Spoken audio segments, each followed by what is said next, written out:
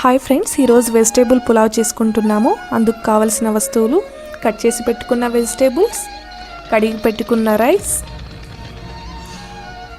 Cut చేసి పెట్టుకున్న పచ్చిమిర్చి, పుదీనా, ఈరుల్లి, టొమాటో, కడిగి పెట్టుకున్న మసాలా దినుసులు కొద్దిసేపు ఊరబెట్టుకోవాలండి.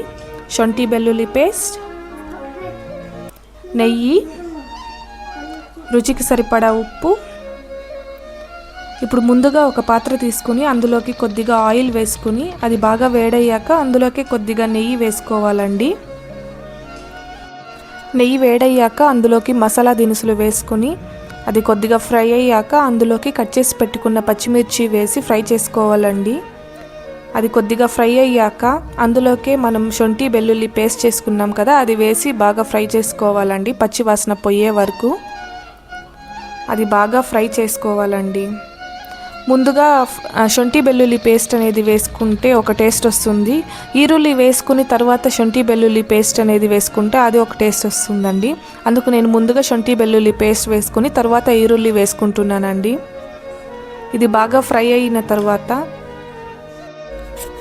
ఇందులోకి కట్ చేసి పెట్టుకున్న టమోటోలు యాడ్ చేసుకోవాలండి.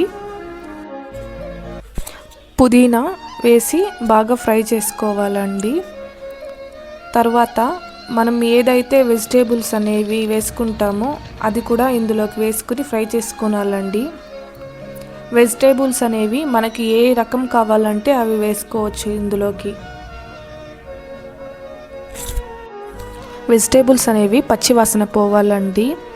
ఆ పచ్చివాసన పోయేందుకు కొద్దిసేపు ఫ్రై చేసుకోవాలి. తర్వాత కొద్దిసేపు మగ్గనివ్వాలండి. ఇది మగ్గిన తర్వాత ఇందులోకి రుచికి సరిపడా ఉప్పు వేసుకుని బాగా కలుపుకొని కొద్దిసేపు మగ్గనివ్వాలి.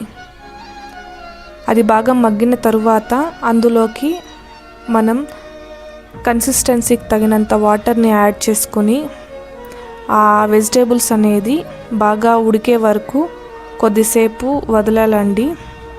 అది ఉడికిన తర్వాత అందులోకి మనం ఏదైతే రైస్ కడిగి పెట్టుకున్నామో అది యాడ్ చేసుకోవాలండి.